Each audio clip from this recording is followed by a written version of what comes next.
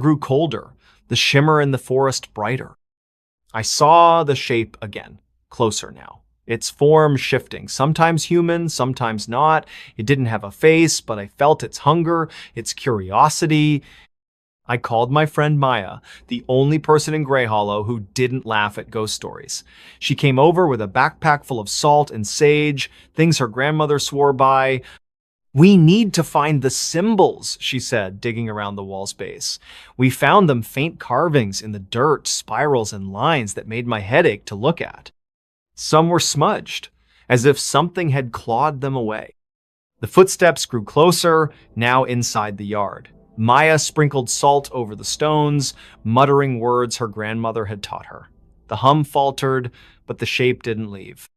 It stood at the edge of the forest, watching. I kept my eyes on the ground, remembering Uncle Amos's warning. Maya grabbed my hand, her voice steady. "Keep working. Don't look up." We rebuilt the wall, stone by stone, tracing the symbols with a stick when we couldn't find the originals. The air grew heavier, the hum now a low growl. Something brushed past me, cold and sharp, like a blade of ice. I flinched, but kept my eyes down, stacking the last stone. Maya lit the sage, its smoke curling upward, and the growl became a wila sound that wasn't sound, but a pressure that made my ears pop. Then, silence. The air cleared, the shimmer faded, and the forest was just trees again. The wall stood, uneven but whole. We stepped back, panting, and I risked a glance at the forest. Nothing. No shape, no hum, just the quiet of a summer night. The next day, I visited Uncle Amos. He looked frailer than I remembered, but his eyes were sharp. "You did well," he said. "But it's not over. The rift is still there, and the fence won't hold forever." "What's on the other side?" I asked. He shook his head. "No one knows, but it knows us." We never spoke of it again, but I noticed things after that night scratches on the back door, a faint hum when the wind was still, shadows that moved against the light. My parents didn't believe me when I tried to explain, so I stopped trying. Maya and I kept watch, checking the wall every week, reinforcing the symbols with salt and ash. The shape hasn't returned, but I feel it sometimes, waiting just beyond the trees. The house is still ours, but it doesn't feel like home anymore. It's a guard post, a line between our world and something else. Every night, I check the locks and listen for the hum, knowing the invisible fence might fall again, and next time, stones alone might not be enough. Before that grave was moved. In the sleepy hamlet of Crow's End, where fields of barley swayed under a perpetually gray sky, our family farm had stood for generations. The house was old, its timbers groaning with stories, its windows fogged with age. Beyond the barn, at the edge of our land, was a small graveyard, just 3 headstones, moss-covered and tilting like weary sentinels. The graves belonged to the Halloways, the family who'd built the farm in the 1700s. Everyone in Crow's End knew the graves were untouchable, a silent pact woven into the town's bones. I was 16, too young to understand why, until the summer they decided to move one of those graves. My name is Sarah, and I'd grown up hearing whispers about the Halloways. They were the town's founders, but their legacy was shadow tales of strange rituals, of a pact with the land that kept Crow's End fertile while neighboring towns withered. The graveyard was sacred, or cursed, depending on who you asked. My father, a practical man with calloused hands, scoffed at the stories. "Just old graves," he'd say. But my grandmother, who lived with us, would clutch her rosary and mutter, "Leave the dead where they lie." That summer, a developer from the city bought the land next to ours, planning a strip mall. The problem was the smallest grave, set slightly apart from the others, its headstone barely legible. Eleanor Halloway, 1,740, to 1,760. It sat just over the property line, and the developer wanted it moved. The town council, swayed by promises of jobs, agreed despite protests from the elders. They hired a crew to relocate the grave to the churchyard a mile away. My father was hired to help, and I was roped in to clear brush around the site. The work began on a muggy July morning, the air thick with the scent of earth and decay. The crew arrived with shovels and a backhoe, their faces uneasy despite their jokes. I hacked at the weeds, my skin prickling as I neared Eleanor's grave. The headstone was cracked, the name etched deep, as if resisting time. The ground around it was oddly soft, like it had been turned recently, though no one had touched it in years. As I worked, I heard a faint hum, like a voice too low to catch, coming from the earth. The crew chief, a burly man named Tom, laughed off my hesitation. "Just your imagination, kid," he said, but his eyes avoided the grave. They started digging, the backhoe's roar drowning out the hum. I watched from a distance, my stomach twisting. The soil came up dark, almost black, and wet, though it hadn't rained in weeks. When they reached the coffin, the hum stopped, replaced by a silence so heavy it pressed against my ears. The coffin was small, wood-rotted but intact, carved with symbols I didn't recognize as spirals, crosses, lines that seemed to writhe in the light. Tom hesitated, then pried it open. Inside was nothing, no bones, no cloth, just a layer of ash that stirred in the breeze. The crew muttered, crossing themselves, but the job was done. They loaded the coffin into a truck and drove it to the churchyard, where a new plot waited. I stayed behind, staring at the empty hole, feeling like we'd broken something that couldn't be fixed. That night, the house felt different. The air was colder, the shadows sharper. I woke around midnight to a scratching sound, like nails on wood, coming from the walls. I checked my room, the hallway, nothing, but the sound followed me, faint but persistent, like it was inside my head. Downstairs, Grandma was awake, her rosary in hand, her face pale. "You moved her, didn't you?" she whispered. "It was just a job," I said, but my voice shook. She shook her head. "Eleanor wasn't like the others. She was the price." I didn't understand, but her words clung to me. The next day, strange things started happening. The barn door, always latched, swung open overnight. The cows refused to eat, their eyes wild. My father found footprints in the field small, barefoot, leading from the old grave to the house. He blamed vandals, but I saw the fear in his eyes. At night, the scratching grew louder, now joined by a whisper, soft and urgent, saying my name. I went to the town library, a cramped room above the post office, and dug through old records. The Halloways were mentioned often, their wealth tied to the land's unnatural bounty. A journal from 1760, written by a pastor, told of Eleanor's death. She was young, the pastor wrote, but marked by the family's sin. Her grave was set apart, not out of disrespect, but to bind what she held. The words chilled me. What had she held? The whispers grew stronger each night, now a voice, female and mournful, calling from the backyard. I avoided the windows, but one night I couldn't resist. I looked out and saw Hera girl, pale and thin, her dress tattered, standing where her grave had been. Her eyes were empty, but they locked on mine, and the whisper became a scream in my head, "Return me." I told Grandma everything. She didn't scold me, just took my hand and led me to her room where she kept a box of old papers. Inside was a deed, yellowed and brittle, signed by the Halloways.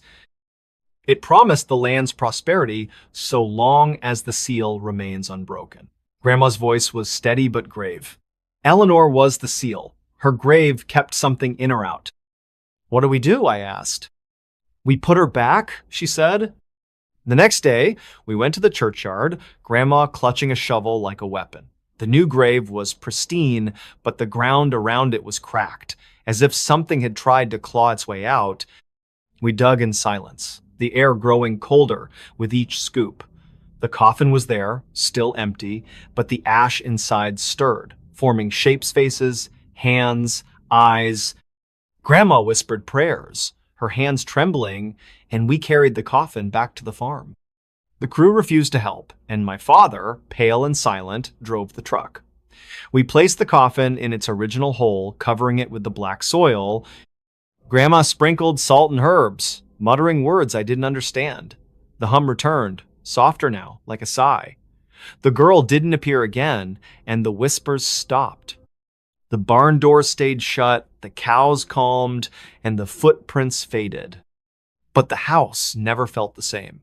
Shadows lingered in corners, and the air carried a faint hum like a warning. The developer's project-stalled equipment broke, workers quit, and the land stayed barren. Crow's End went quiet, but I saw the looks the elders gave our farm, a mix of fear and respect. Grandma never spoke of it again, but she kept the deed locked away, a reminder of the price we'd almost paid.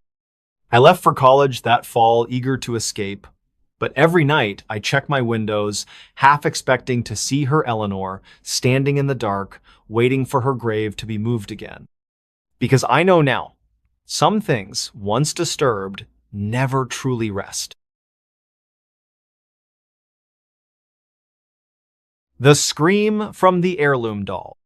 In the village of Mistvale, where the hills were cloaked in fog and the air always carried a hint of damp earth, our family home stood like a relic from another time.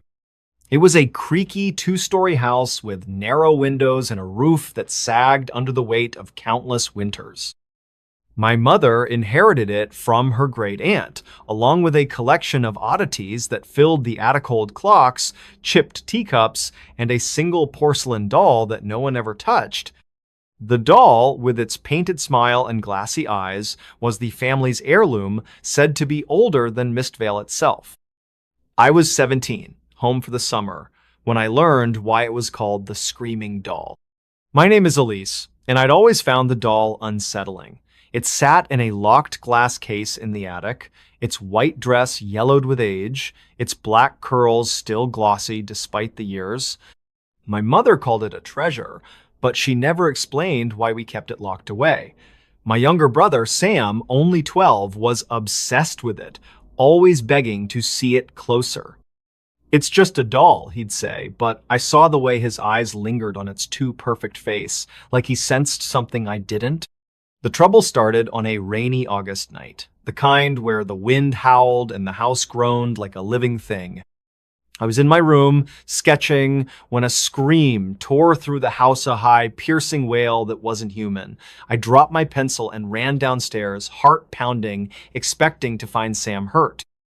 He was in the living room, pale but unharmed, staring at the ceiling. "It came from the attic," he whispered. My mother was at work, a night shift at the local diner, so it was just us. I grabbed a flashlight and told Sam to stay put, but he followed, his curiosity stronger than his fear.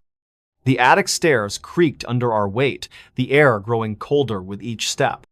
The glass case was still locked, the doll unchanged, but its eyes seemed to follow us, its smile sharper in the flashlight's beam.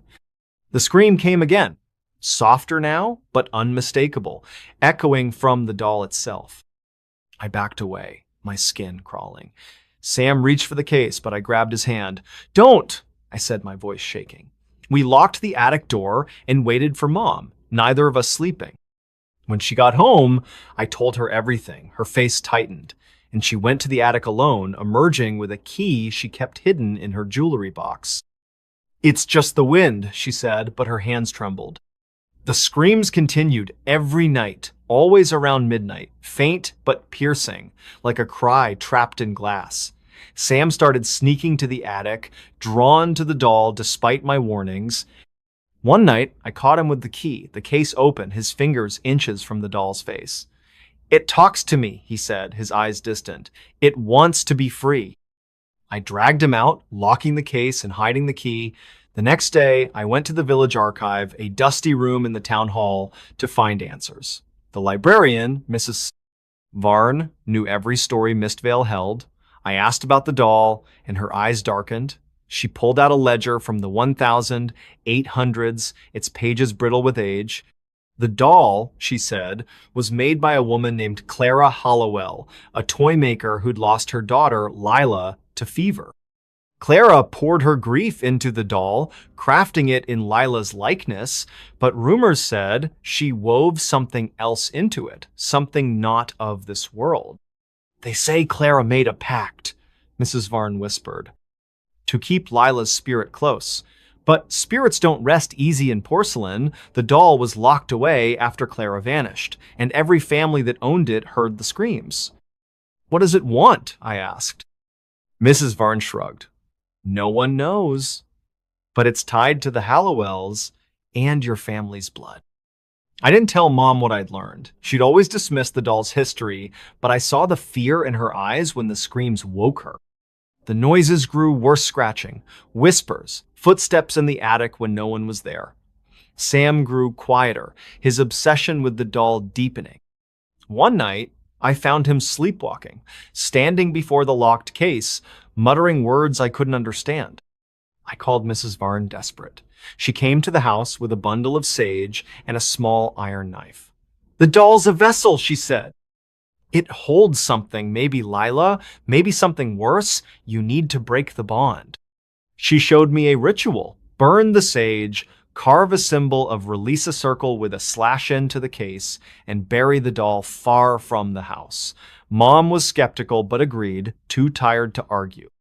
That night, we went to the attic. The air thick with the smell of dust and something sweeter, like rotting flowers. The doll's eyes seemed to glow, its smile mocking. Mrs. Varn lit the sage, the smoke curling toward the ceiling, and carved the symbol into the glass.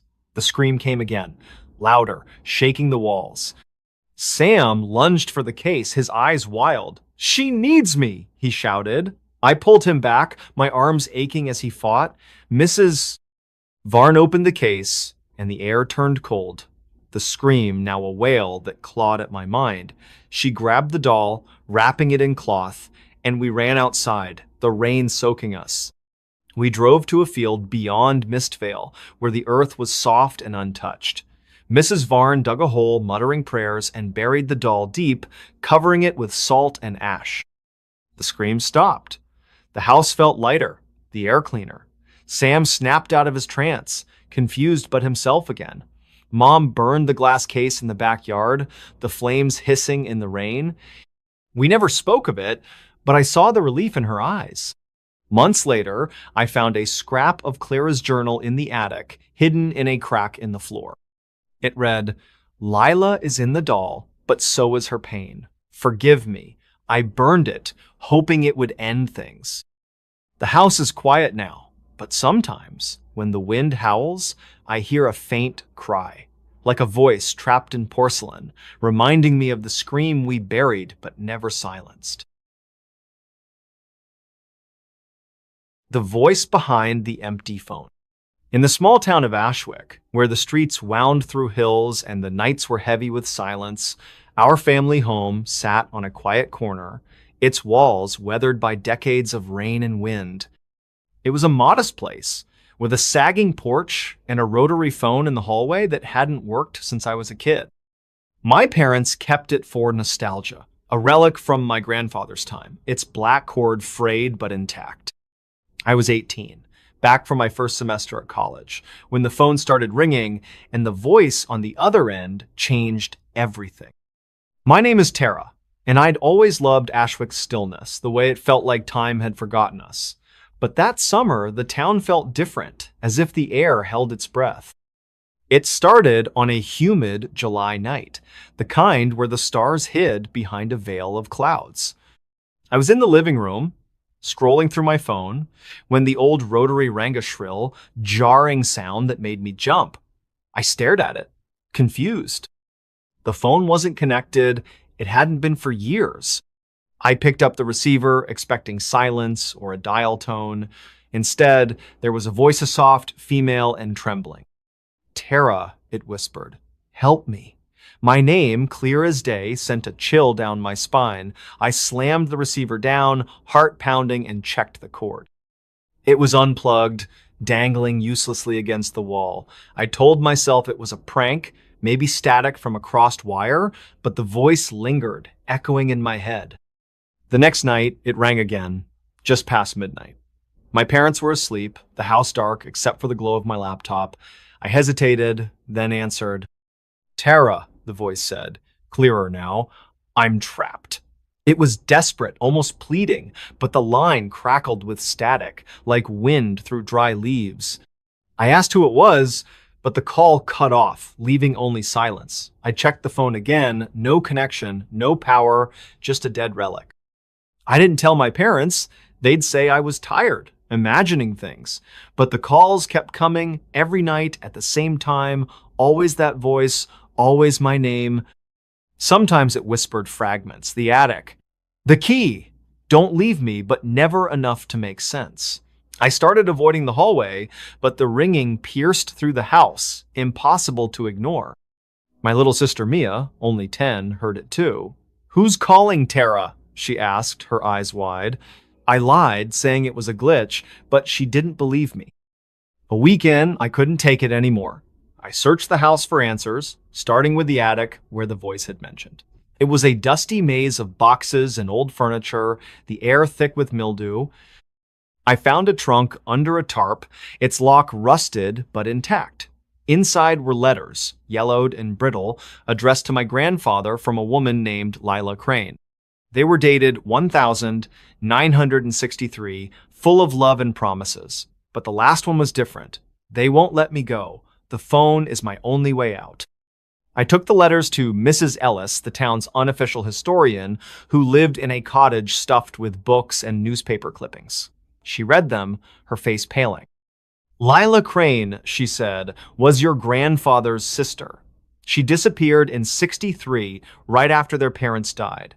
Some say she ran away, others, something else. The house was hers before it was your grandfather's." "What about the phone?" I asked. Mrs. Ellis frowned. "There were stories. Lila was obsessed with that phone, said it connected her to things beyond. After she vanished, your grandfather swore he heard her voice through it, even when it was unplugged." I went home, my mind racing. That night, the phone rang again. I answered, my hands shaking. "Lila?" I said, testing the name. The voice gasped, then whispered, "You know me. Please, find the key." The line crackled, and I heard something else say, low hum, like voices overlapping, not all of them hers. I hung up, my chest tight, and tore through the attic again. Hidden in a crack in the floor was a small brass key, cold to the touch. I didn't know what it opened, but the trunk seemed likely. I waited until Mia was asleep, then went back to the attic. The key fit perfectly, and the trunk creaked open, revealing a bundle of cloth. Inside was a photograph of a young woman, Lila, her eyes bright but haunted, and a notebook filled with frantic handwriting. It described a ritual, something about bridging worlds through the phone, using it to speak to the dead. The last page read, "They took me, the phone is the door, don't answer." The ringing started again, louder, angrier. I ran downstairs, the notebook clutched to my chest. The voice wasn't Lila's this time, it was deeper, harsher, chanting my name like a curse. I yanked the phone from the wall, its cord snapping, but the ringing didn't stop. It came from everywhere, walls, floors, my own head. Mia woke, screaming, and I grabbed her, locking us in my room. The next day, I took the notebook to Mrs. Ellis. She read it, her hands trembling. "Lila opened something she couldn't close," she said. "The phone's a conduit, tied to her, and whatever took her, you need to sever it." She gave me instructions. Burn the notebook, salt the phone, and bury both far from the house. That night, I did as she said, my parents still at work, unaware. Mia watched, clutching my hand, as I burned the notebook in the backyard, the flames casting shadows that seemed to writhe. I poured salt over the phone, its plastic case oddly warm, and drove to a field outside Ashwick. I buried it deep, the ground swallowing it like a hungry mouth. The ringing stopped. The house felt lighter, the air less heavy. Mia slept through the night for the first time in weeks, but I couldn't shake the feeling that something lingered. I found a photo of Lila in my room a week later, tucked under my pillow, though I'd never brought it there. I burned it too, whispering an apology to her. Ashwick is quiet now, but I avoid the hallway where the phone once sat. Sometimes in the dead of night, I hear a faint hum, like a voice waiting to be heard. I don't answer. I never will. Because I know now. Some calls come from places you can't hang up from. 3 nights in the empty hospital? In the forgotten town of Holleridge, where the wind howled through crumbling streets and the hills cast long shadows, stood the old St. Agnes Hospital. It was a hulking relic of gray stone, its windows boarded, its doors chained since it closed in the 80s after a fire killed half the staff. The locals avoided it, whispering of screams echoing through its halls long after it was abandoned. I was 19, a thrill seeker with a camera and a blog, when I decided to spend 3 nights in St. Agnes for a dare. I thought it'd be an adventure. I was wrong. My name's Riley, and I'd built a small following online by exploring abandoned places, factories, schools, the usual. St. Agnes was my biggest challenge yet, a place even my friend Jake, who joined me on other trips, refused to touch. That place isn't right, he said, but I laughed it off, packing my sleeping bag, flashlight, and a cheap recorder for ambiance. The plan was simple. Document 3 nights, take some photos, and get out. Hollow Ridge was a ghost town, so no one would bother me. Night 1. I arrived at dusk. The sky bleeding red over the hills, the hospital loomed like a fortress, its silhouette jagged against the horizon, the chain on the main door was rusted, easy to pry open with a crowbar. Inside, the air was thick with dust and the faint smell of antiseptic, like the building hadn't forgotten its past. The lobby was a wreck overturned chairs, peeling paint, a reception desk coated in grime. My footsteps echoed as I set up camp in a corner, my sleeping bag looking pitifully small in the vast space. I explored the first floor, my flashlight cutting through the dark. The halls were lined with gurneys, some with straps dangling like skeletal fingers. In one room, I found patient files scattered on the floor, their pages brittle, names faded. I took photos, the flash making the shadows jump. Around midnight, my recorder picked up a sound of faint hum, like a distant voice coming from the stairwell. I checked, but it was just pipes, or so I told myself.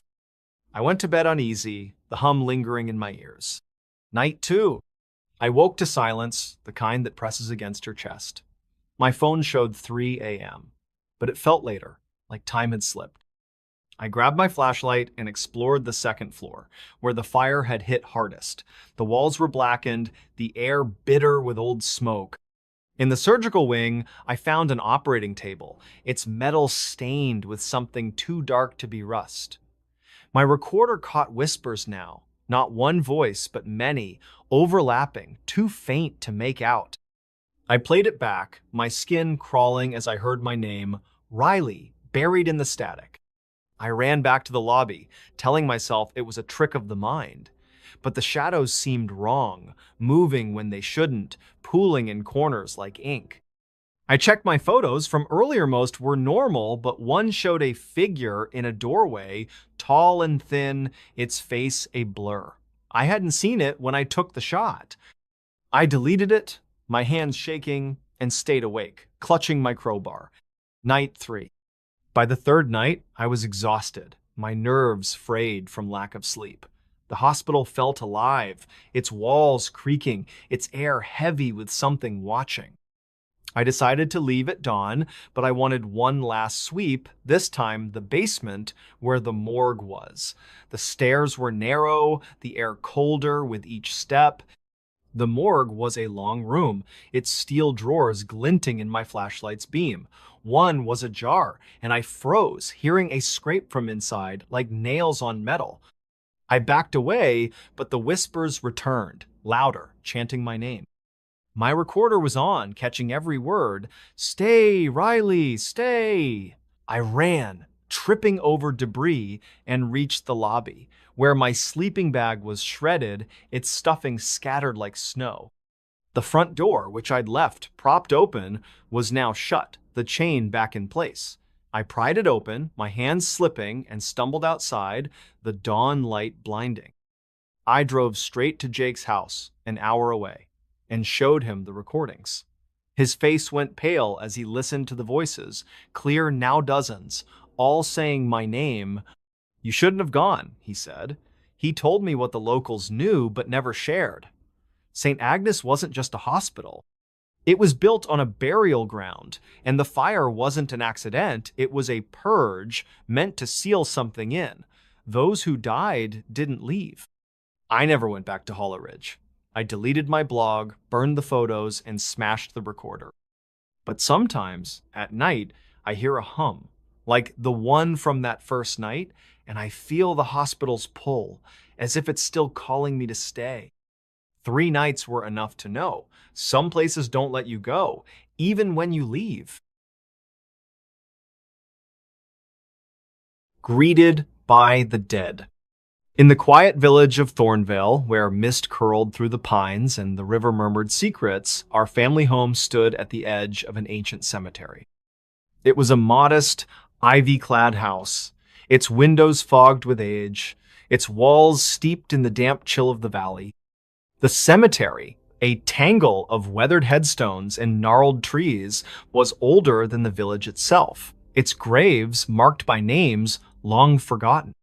As a skeptical 16-year-old, I thought the stories about Thornvale's dead were just tales to scare kids. But the summer I came home from boarding school, I learned what it meant to be greeted by those who'd long since passed.